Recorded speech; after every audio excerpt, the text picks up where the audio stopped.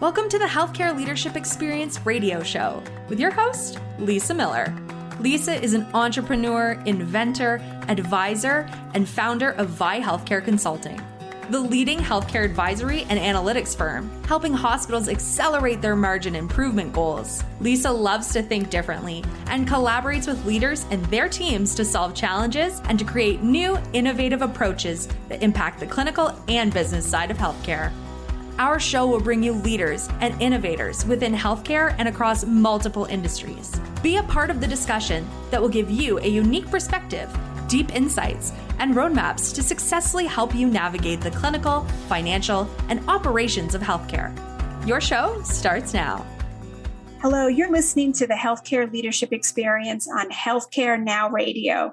I'm your host, Lisa Miller, and today I have a great guest. I'm so excited to have Dr. Charles Vallee here on the Healthcare Leadership Experience radio show. I'd like to give you a little background on Jason. He is really a thought leader in the patient experience. He has over 20 years of leadership and organizational development experience for for-profit and nonprofit business sectors. Currently serves as the Vice President of Patient Experience at Cheshire Medical Center in Dartmouth-Hitchcock in New Hampshire. In his position, Jason directs and manages the day-to-day operations of the patient experience program for the physicians, administrative leaders, and all staff. What I'm really going to enjoy is Jason's perspective because he also serves as a physician and an executive coach on the curriculum development and in all areas as it relates to working with physicians and those on the front lines. And he's also responsible as the administrative lead for the Physician Provider Ambassador Program. And we're going to talk about all different things. It's such a interesting work he's doing. Jason, welcome to the show. Well, thanks for having me.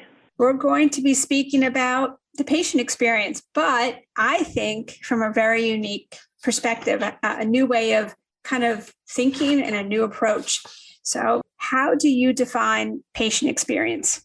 It's a great question. In fact, it's one I ask all the time. And what happens is if I ask a room of 59 people, what is patient experience, I might get 59 different answers. Of course, there's overlap and similarities in what people say, but by and large, there's a lot of disagreement and discernment when it comes to understanding what goes into defining the patient experience. And so we've spent a lot of time really trying to get to understanding and sharing one definition of what an experience is for a patient. And that is really, it's an amalgam or all of the sum of the interactions that occur from the moment you interact with a health system until you're no longer doing that. And those interactions are perceived one way or another. And those perceptions really begin to frame what the experience is for the patient.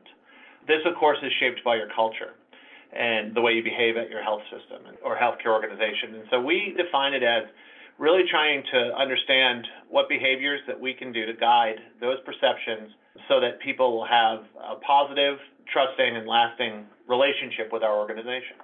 So you and I have had a previous conversation. I want to infuse one aspect. You and I had the opportunity to talk about patient journey maps, but you have really been a leader. You've been doing these journey maps, process maps for years. And you and I have had the opportunity to kind of share notes and talk about how patients may even, their journey starts as they're getting out of their car and coming into the hospital, could be for surgery.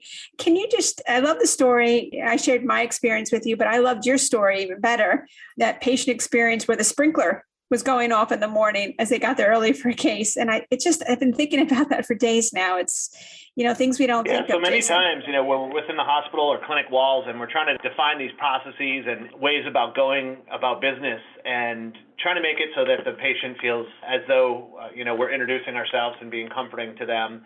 We're asking an open-ended question so that we can find out what's on their mind, that sort of thing.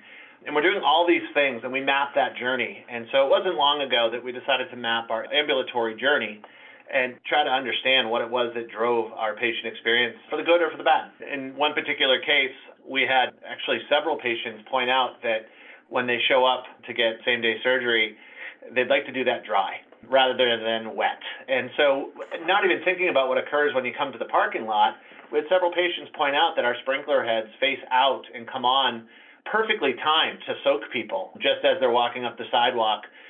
So they had a choice. They could either get hit by a car by jumping into traffic or get wet. And so many of them got wet. And really the patient's journey is, and what they perceive to be their journey is much greater, I think, than sometimes we think.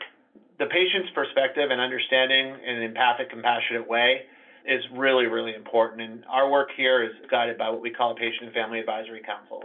And we use that council to really make sure that we're checking our assumptions of what the experience and perceptions might be for our patients. And we soaked a few people. It was an easy fix. And sure enough, that does impact your scores. I appreciate the story, but I think it speaks to how many touch points, how thoughtful, how detailed and deep and end to end that we've got to look at the patient experience. So I wanted to just mention that on our show today, because I think there's a lot of those incidences that happen and either we're not aware of it or maybe we don't think it's important because we think, well, we just want to get them to surgery and have a great outcome. But I think we have to be thoughtful about the entire journey. What are human needs versus expectations? I know there's definitions around what someone needs versus expectations, and I'd love your perspective on that. Sure. This is a direct question that comes to me from an experience that I had. And when I took this job, a couple of decades ago now, I was working for a CEO who was known to be super, super intelligent, but also super, super demanding. And I was a little bit worried as a newbie in the role coming to this particular person and getting ready to discuss what the job would entail. And I knew my job was to improve the patient experience. How I went about that was a whole nother question, right? And so I met with the person and I had filled out 7 or 8 pages of tactics and goals and statements of how I was going to achieve excellence in the patient experience. And I was pretty proud of the work. I had really prepared for this meeting. So I show up and Dr. CEO says to me, "What is all this?" And I said, "Oh, this is my 19-point plan for achieving excellence, 5 stars, whatever, in the patient experience." And she laughed at me and she pushed it calmly across the table. And then she looked me dead in the eye and she said, "Jason, your job is easy. All I want you to do is meet and exceed the expectation of every single patient that walks through any of our doors." Well, I work for a health system all across New Hampshire and Vermont. That was terrifying. There are 13,000 people that work here. And my job, again, was to meet and exceed expectations. And the word that I really hung on was expectations. Because if you think about it, expectations, are they limited? Is there just a set of 9 or 10 of them? Or are they sort of unlimited? Are they universal? Do we have all the same set of expectations? Or are they deeply personal? And finally, are expectations something that are static or do they change? The Dr. CEO, when she said to me, "I want you to meet and exceed expectations of every patient that walks through every door," the volume of that is just crazy. But the theory that I could meet and exceed something that is virtually unlimited, deeply personal, and possibly unknowable, and always changing is logically impossible. How do you do that? And so I freaked out. And when I freak out, like many of you, I have a certain thing that I do. And one of the things I do is I like to research. I like to read. And I think to myself that somebody else must have faced this exact problem of trying to meet and exceed something that is always changing, deeply personal, and unlimited. And I said, well, somebody else must have looked at this before. And I did. I found a group out of Chicago that had done a bunch of research, both inside and outside of healthcare, that was talking about the notion that just because there's a saying, meet and exceed expectations, doesn't necessarily make it true and doesn't necessarily make it possible. And what their research showed was that there were 5 core needs for any customer, whether it's a healthcare client, a patient, or outside of healthcare. And if you meet those 5 core needs, they're more than likely to give you, whether it's a 5-star review or on a Press Ganey patient survey, a 9 or a 10 on a scale of 10. And they're much more likely to rate your organization as being excellent. And this, of course, brought me a lot of calm. I can't wait to hear the 5 core needs, but no, I want you to continue the story. The 5 core needs, and they kind of fit neatly into a model that I use called the JUSST model. And it's justice, understanding, security, self-esteem, and trust. Now, the first one, justice, is a strange word to describe a need, and it's actually respect. But if I use respect, understanding, security, self-esteem, and trust, you'll note that that's the RUST model, and that's a little weird. Yeah. So I went with the JUST model, and I used my thesaurus and came up with justice. And really, there are a lot of behaviors that you can hardwire that are relatively simple that conveys that you're respecting somebody. And on the inpatient side, that can be sitting eye to eye with a patient and really investing your listening skills and things like that. On the outpatient side, that's not burying your head in your computer, but rather spending time, again, eye to eye with the patient and being in the moment. For them, it's their big day. When someone makes an appointment and then they have to wait to come in, and then they've got to wait in a registration line, they've got to wait in a waiting room, then they've got to wait in the exam room. You may only be with them and interacting for 15 or 20 minutes, but for them, it might be half a day. And so the cost to them is much higher from a time perspective. So respect is paramount. I just want to make a comment about the respect and justice. I actually like the word justice too.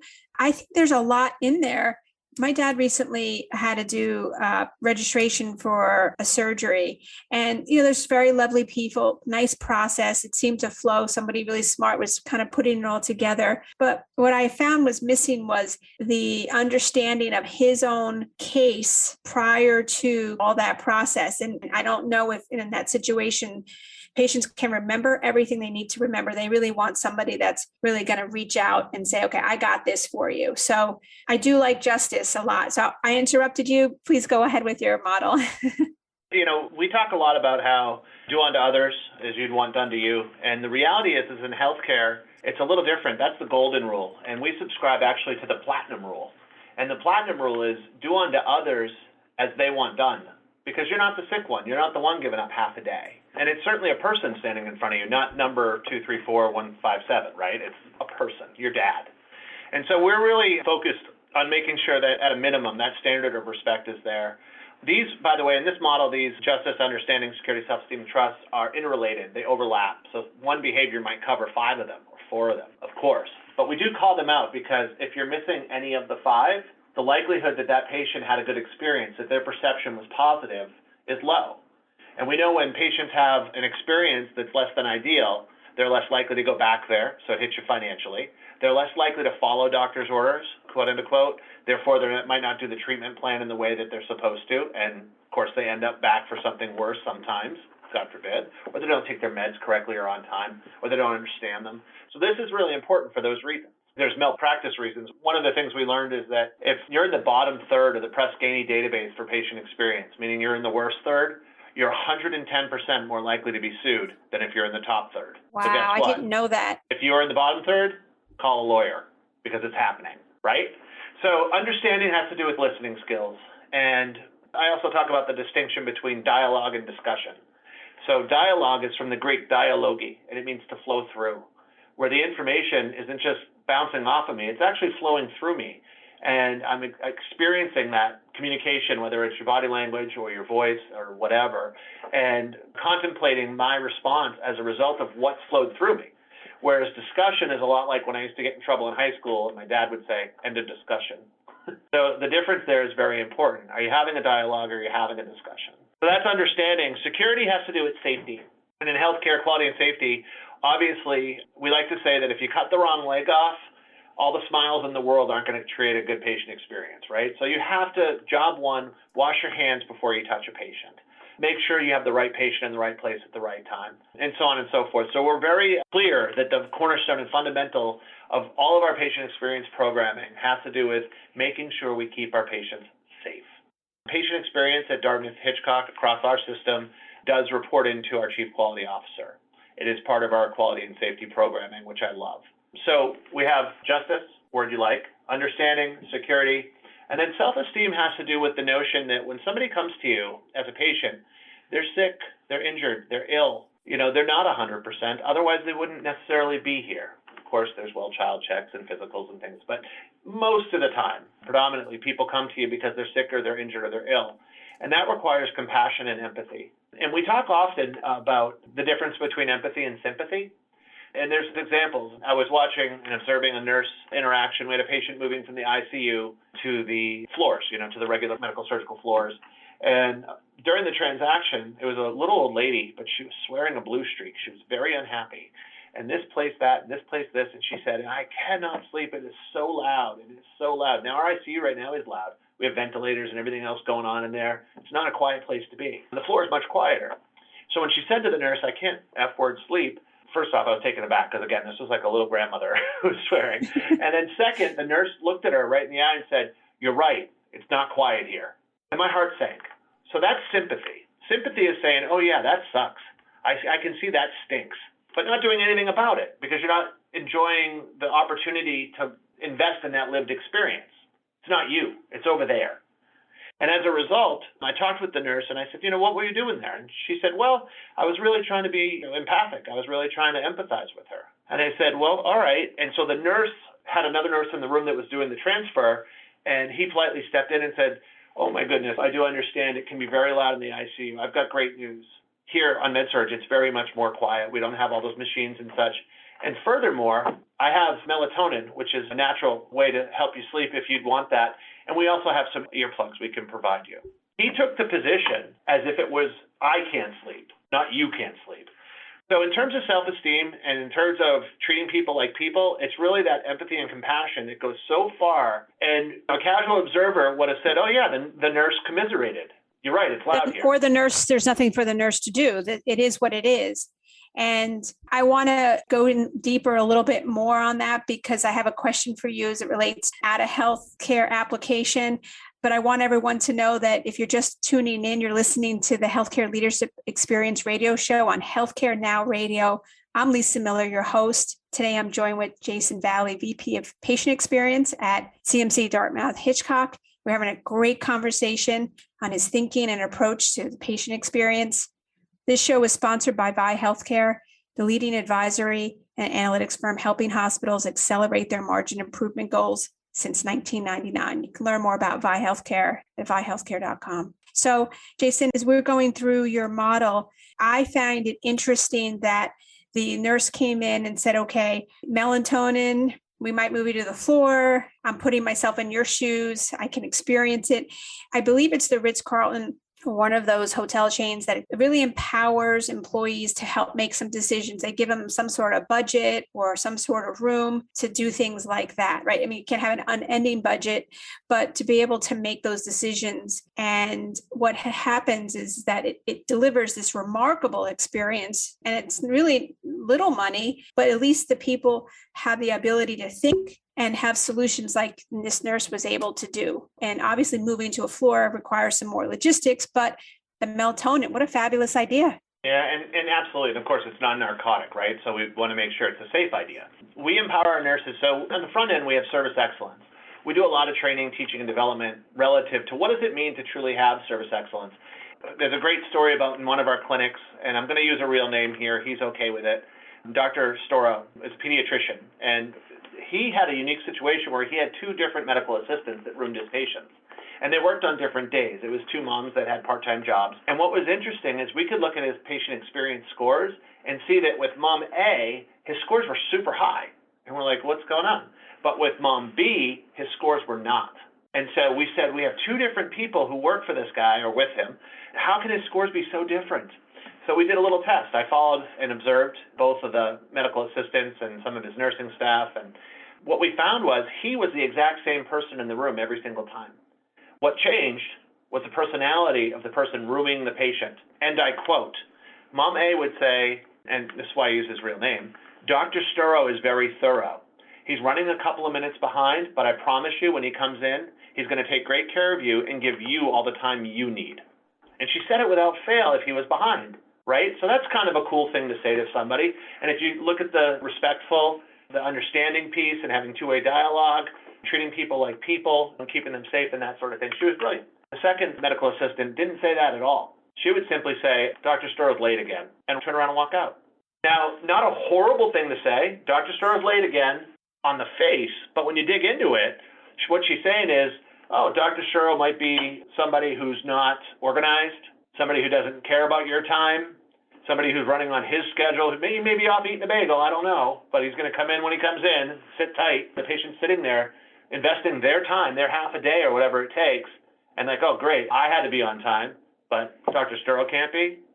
And that was the difference in the scores. And so we actually trained the second person to start saying, Dr. Sturo is very thorough. He's going to be in just a few minutes, and he's going to take great care of you, and he's going to take all the time that you need when he comes in. And of course, the scores followed. They went right up with them.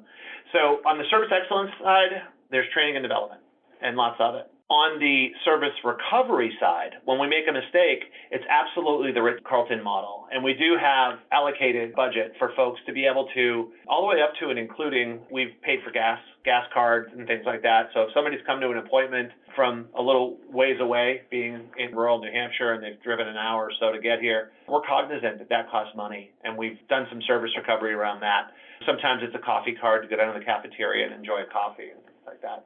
I love what you're doing with empowering your team there. Yep. Yeah. And then finally, the last piece of the model is trust. And it's funny because who of us hasn't heard, like, every relationship's built on trust, right? We've all heard that. And I got to noodling with that 2-3 years ago and said, what does that mean? Every relationship's built on trust. What is trust? And oftentimes, trust is defined as doing what you say you're going to do in the way you said you'd do it and the time you said you'd have it done. And, on face value, yeah, that's a great definition. One of the problems in healthcare is the doctor makes a promise that the nurse has to fulfill, or the nurse says something that another nurse or the doctor has to fulfill. So how do you maintain trust in an environment where I'm supposed to do what I say I'm going to do in the way I said I would do it and the time I said I'd have it done when it's somebody else doing that? So at this organization, one of the things we wanted to do is train and develop folks on really the elements of trust so that they were much more cognizant to under-promise and over-deliver. And what we simply said is there are 3 components. One is communication. So the words you choose to use create reality. And so if you say so-and-so will be in shortly, that can mean a lot of things to different people. But if you say so-and-so is going to be in 10 minutes, if they're not, I'll come back, that's a very different thing.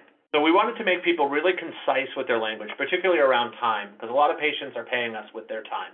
So that notion of communication being the cornerstone of trust is very important to us. You mentioned in the intro that we have a physician and provider coaching group. There are actually 12 physicians that work with me across our system who go out. I think we currently have 52 open coaching cases. 90% of the coaching we do is around communication, choosing the right words. And we call them keywords at key times, and making sure that people can deal with everything from how to introduce yourself and be credible to making sure that you can deliver difficult information to somebody, or you can apologize in the right way. So we have a lot of different training on communication. The second bucket of trust is really around competency. And this has to be with, am I the person, do you believe I can do it, right? And so we spend a lot of time making sure our patients feel as though we're competent. And sometimes that means saying, I'm not the person to answer that question, which also builds trust. And then the final component of trust is contractual. It's really where the rubber meets the road. And that's making a solid contract with somebody. And, we study customer service and experience inside of healthcare, but we also study it outside of healthcare. And if you've recently called in, there's an airline currently that if you call in, it says, you're the 8th person in the queue. It's approximately 15 minutes. Would you like to have us call you back on this number? Brilliant. I hang up my phone, I go about my day, and bang, the phone rings in what? 12 minutes, not 15. And they do it every time. I practiced and to see. But the reality is that, that notion of setting a contract, we're going to call you back, and you don't have to do anything, you can go about your life, is another way sort of to elevate the experience. And so we're always looking for ways that we can build trust. And so, so the model, and going back to the notion of meeting and exceeding expectations versus meeting these needs, who among us can't meet those 5 core needs every patient, every time? Justice, understanding, security, self-esteem, and trust. You can do all 5 of those things. And it doesn't take extra time. It doesn't take any extra effort. It's really just a way of being. And so when I say the definition of patient experience is the perceptions that our patients hold shaped by our culture or our behaviors, culture and behaviors that drive organizational excellence are just those 5 things. The trick is, when you think about it, isn't that any relationship? I mean, what relationship doesn't rely on respect and understanding, being treated like a person, being kept safe in the relationship, and building trust? So those 5 core needs, that's the human condition. Any culture, any person, anywhere, anytime, we need those 5 things in order to have a great relationship with somebody. I love those core needs. And I'm going to have to wrap up in about a minute. But I want to first say that you are an educator, you're a thought leader. I know that people are going to want to reach out to you. I think that you also do some speaking, and certainly there would be enormous value for those listening to reach out to you if they wanted you to come or speak on a topic. Certainly your diversity around the physician coaching and the patient experience and the fact that you are an educator really lends itself to a lot of the hospitals that don't have that opportunity within their system. So can you tell everybody how they could get a hold of you? Or we're going to leave it in the show notes as well. I don't know if there's any way, whether it's LinkedIn or something specific, but Jason, if you could, I know that you're a valuable resource to the healthcare industry. Thank you. That's very kind of you to say.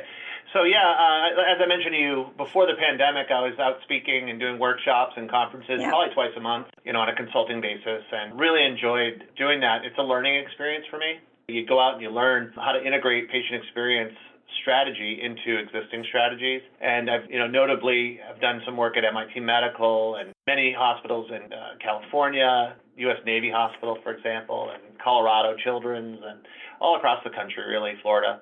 So I'm happy to do that. You can get in touch with me either on LinkedIn, I am on there and active, or my email, Jason C. as in Charles Vallee, VALLEE, PhD @gmail.com. Even if it's just a 5 or 10 minute conversation you'd like to have to kickstart and get noodling on some of the ways you can improve your experience, happy to do that with anyone. That's great. And I could speak hours with you. This is an area that near and dear to my heart. I'm probably going to ask you, we're going to add the show notes, maybe add a paragraph or two for the audience and where you would start to improve the patient experience, but maybe we can add that to the show notes. Thank you, Dr. Jason Vallee, for your insights, new thinking, and approaches on the patient experience. You're listening to the Healthcare Leadership Experience radio show on Healthcare Now Radio. I'm Lisa Miller, your host. Thank you for listening to today's episode, and we look forward to future episodes. If you've got some ideas or topics, please reach out to me. Thank you. Thank you for joining Lisa Miller for this episode of the Healthcare Leadership Experience radio show, sponsored by Vi Healthcare Consulting. If you enjoyed the show, subscribe so you can automatically get notified when new shows premiere weekly. Don't forget to leave us a review so more healthcare leaders like you can discover us. This show is on Healthcare Now Radio, Apple Podcast, Stitcher, Spotify, Pandora, and other major podcast platforms. To reach out to Lisa personally, you can join the conversation on LinkedIn, where Lisa continues to have discussions on the business of healthcare. You can find links to Lisa's other social platforms in the show notes or at vihealthcare.com. The Healthcare Leadership Experience radio show is the Think Differently communication for healthcare leaders, and we are honored to have you tune in. Join us next week for another episode of the Healthcare Leadership Experience radio show.